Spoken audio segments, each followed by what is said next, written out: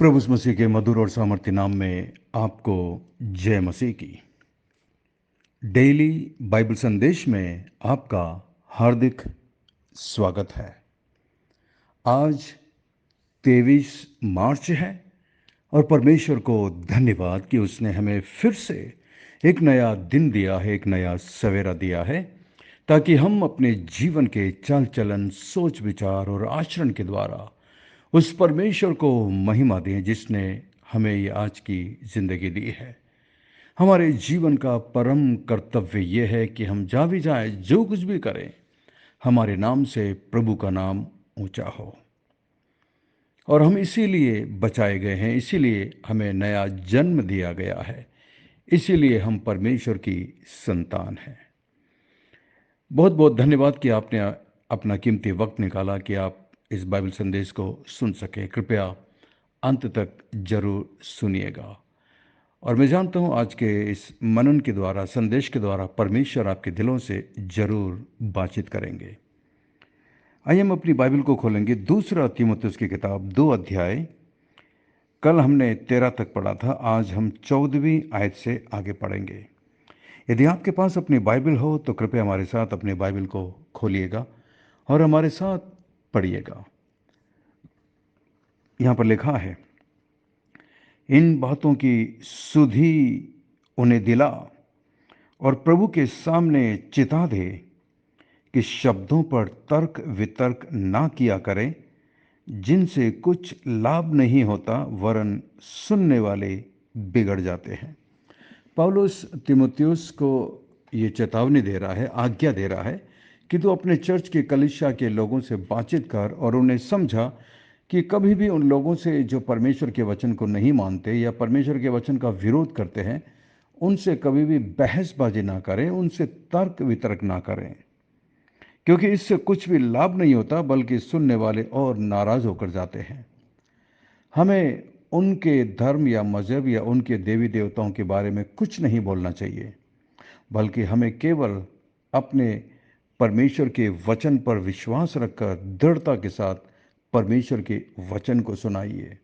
इससे विरोधियों को आपका विरोध करने के लिए कोई भी मौका नहीं मिलेगा और वो लज्जित होकर, शर्मिंदा होकर जाएंगे, क्योंकि परमेश्वर के वचन में शक्ति है, सामर्थ है। लेकिन कई बार लोग क्या करते हैं कि उनसे बहसबाजी करते हैं और कई बार बहुत ही ताव में आकर के, जोश में आकर दूसरे धर्मों की आलोचना करते हैं। ये सरासर गलत है, हमें ऐसा कभी नहीं करना चाहिए। 15वें आयत में लिखा, अपने आप को परमेश्वर का ग्रहण योग्य और ऐसा काम करने वाला ठहराने का प्रयत्न कर, जो लज्जित न होने पाए और जो सत्य के वचन को ठीक रीति से काम में लाता हो। तो हमें परमेश्वर के सामने ग्रहण योग्य होने की आवश्यकता है। दुनिया आपको ग्रहण करे या ना करे, आपको पसंद करे या ना करे, इससे कोई फर्क नहीं पड़ता। फर्क तब पड़ता है, क्या परमेश्वर आपको ग्रहण करता है? क्या परमेश्वर आपसे प्रसन्न है? सारी दुनिया शायद आपसे प्रसन्न हो सकती है, परंतु यदि प्रभु आपसे प्रसन्न नहीं है, सब बेकार है, सब बेकार है। और मैं संसार में ऐसे बहुत सारे लोगों को जानता हूं जो संसार में सबको खुश करते हैं। संसार के लोग उनसे बहुत प्रसन्न हैं, बहुत खुश हैं, लेकिन उनका व्यक्तिगत जीवन परमेश्वर के साथ सही नहीं है, इसलिए परमेश्वर उनसे खुश नहीं है। ऐसे लोग लज्जित होते हैं और ऐसे लोग सत्य के वचन को ठीक से काम में नहीं लाना जानते। 16 में, पर अशुद्ध बकवास से बचा रहे, क्योंकि ऐसे लोग और भी अभक्ति में बढ़ते जाएंगे और उनका वचन सड़े घाव की तरह फैलता जाएगा।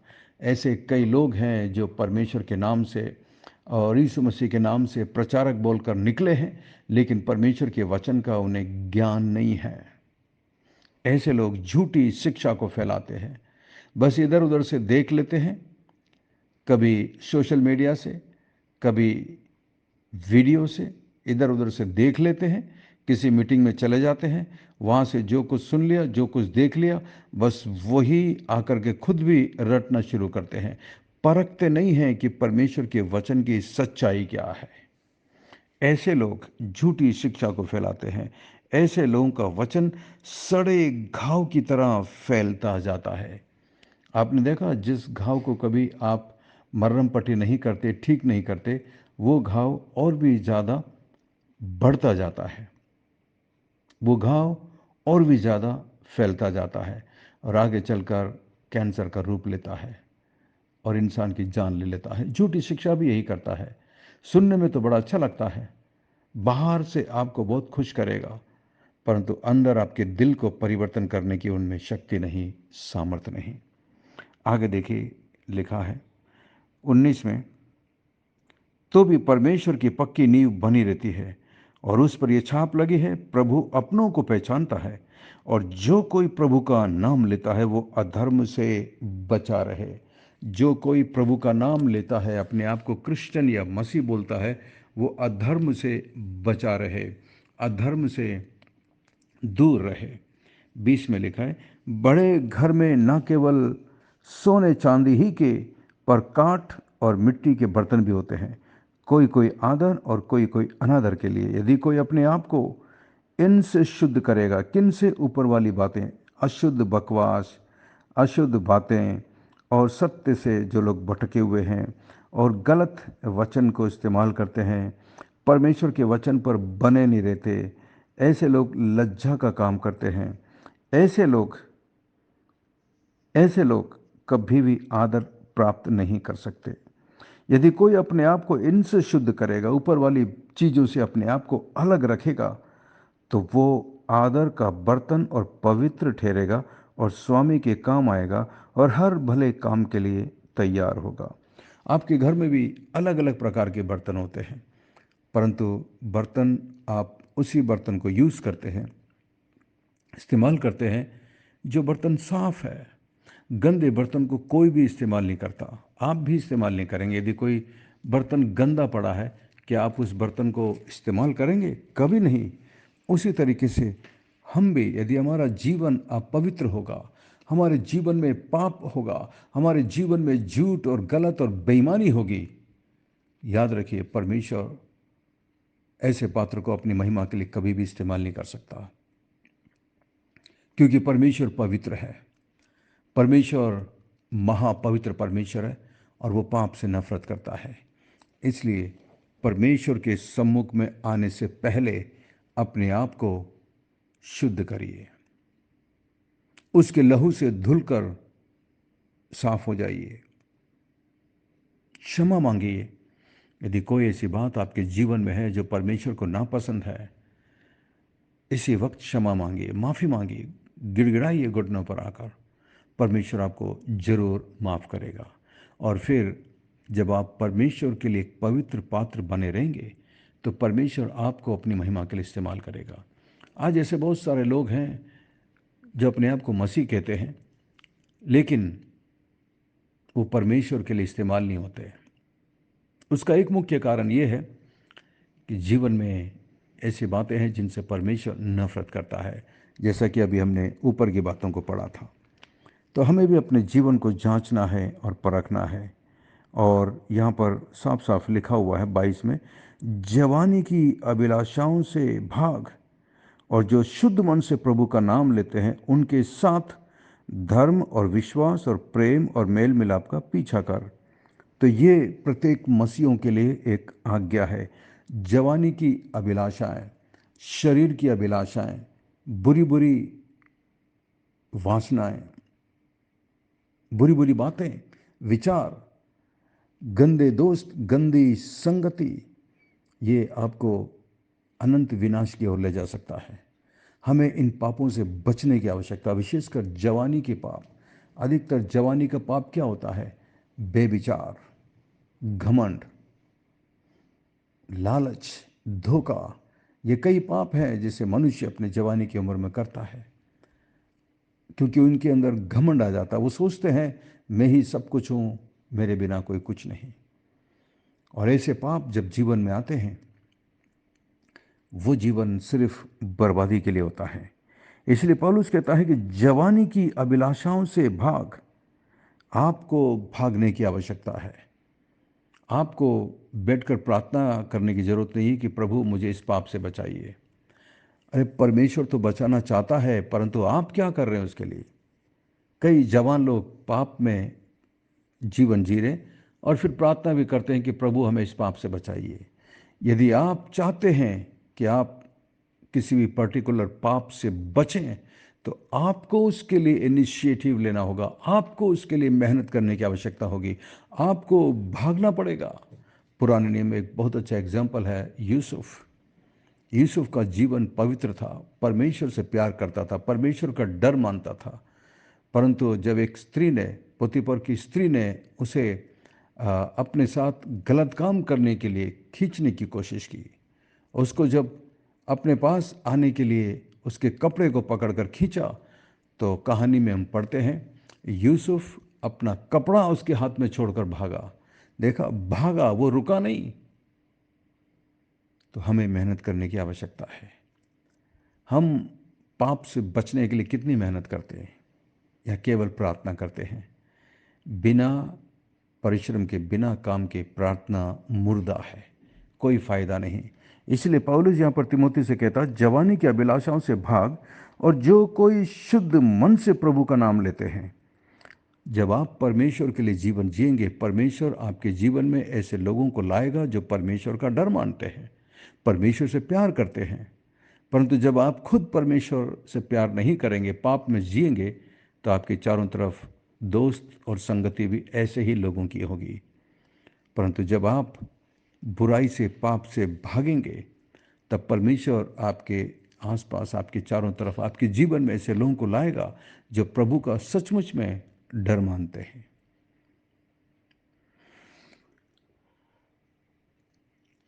प्रभु का डर मानते हैं, प्रभु की इज्जत करते हैं, प्रभु का आदर करते हैं। परमेश्वर ऐसे लोगों को आपके आसपास में लाएगा और फिर आप उन्हें परखिए, जांचिए और फिर उनका अनुसरण करिए, उनके पीछे हो लीजिए। लिखा है, जो शुद्ध मन से प्रभु का नाम लेते हैं, उनके साथ धर्म, विश्वास, प्रेम, मेल मिलाप का पीछा कर। देखा, आपको कुछ चीज़ों से भागना है और कुछ चीज़ों का पीछा करना है। This is a spiritual exercise that you and I need to take every day in our life. ये कुछ वो आत्मिक कसरत है, व्यायाम है, जिसे आपको और मुझे हर रोज़ अपने आत्मिक जीवन में करने की आवश्यकता है। क्योंकि शैतान हमारा शत्रु है और वो हर समय इस ताक में रहता है कि कब किसको फाड़ खाएं। हमें अपने आप को जांचना है और परखना है। क्या हम बुराई से भाग रहे? अच्छे लोगों के साथ उनका पीछा कर रहे हैं? दोनों जरूरी है। बुराई से भागिए, दूर जाइए, अच्छे लोगों के साथ उनका पीछा करिए, धार्मिकता का, विश्वास का, प्रेम का। यही मसीही जीवन का मतलब है। परमेश्वर आपकी मदद और सहायता करे। आइए हम प्रार्थना करें। स्वर्ग में विराजमान जीवित और जिंदा परमेश्वर, अनुग्रहकारी दयालु पिता, धन्यवाद आपके पवित्र वचन के लिए, धन्यवाद आपकी पवित्र आत्मा के लिए। आपके पवित्र वचन के लिए धन्यवाद, पवित्र आत्मा के लिए धन्यवाद। हमारी मदद करिए ताकि हम आपसे प्रेम करें, आपके लिए जीवन बिताएं।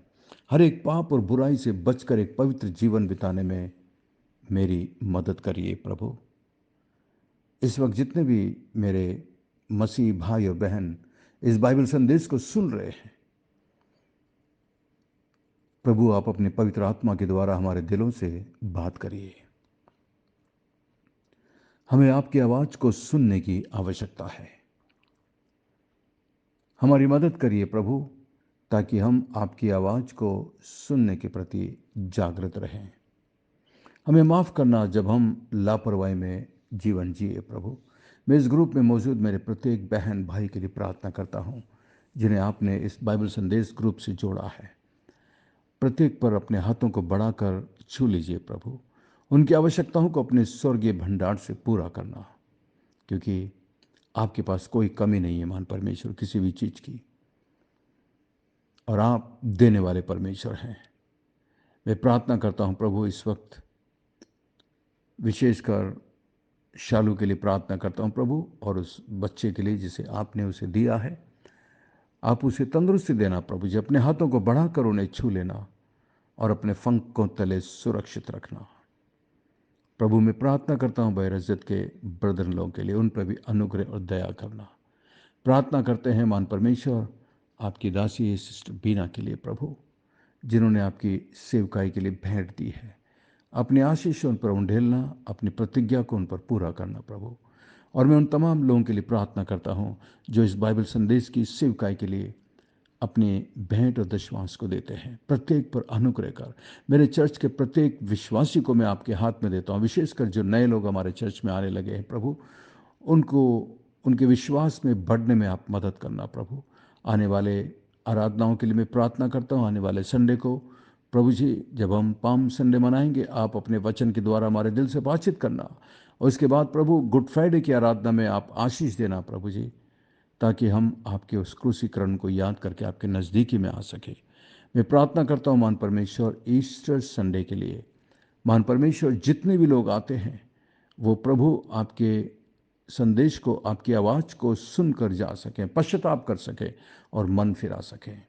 धन्यवाद, धन्यवाद, धन्यवाद प्रभु, हमारी विनती प्रार्थना को सुनकर जवाब देने के लिए धन्यवाद। सब कुछ यीशु मसीह के मीठे महापवित्र नाम से मांगते हैं, आमीन, आमीन। परमेश्वर आपको बहुत बहुत आशीष दे। धन्यवाद आपके कीमती समय के लिए। मैं आशा करता हूं आज के संदेश के द्वारा प्रभु ने आपके दिलों से बातचीत की है। यदि आप आशीषित हुए हैं तो हमें ज़रूर लिख भेजिएगा, कमेंट्स में बताइएगा कि परमेश्वर ने आज आपके दिलों से क्या बातचीत की।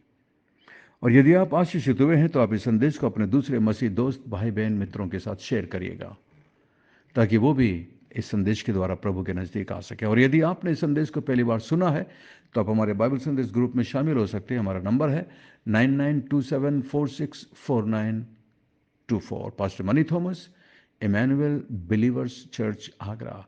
हम आपसे प्रेम करते हैं, आपकी परवाह करते हैं, आपके लिए प्रार्थना करते हैं। अंत में सवाल है, आज के वचन को सुनकर, आज के वचन को पढ़कर बताइएगा कि परमेश्वर ने आज आपके दिल से क्या बात की है। परमेश्वर आपको बहुत आशीष दे। Please read and listen today's message and let us know what is that thing that God has spoken to you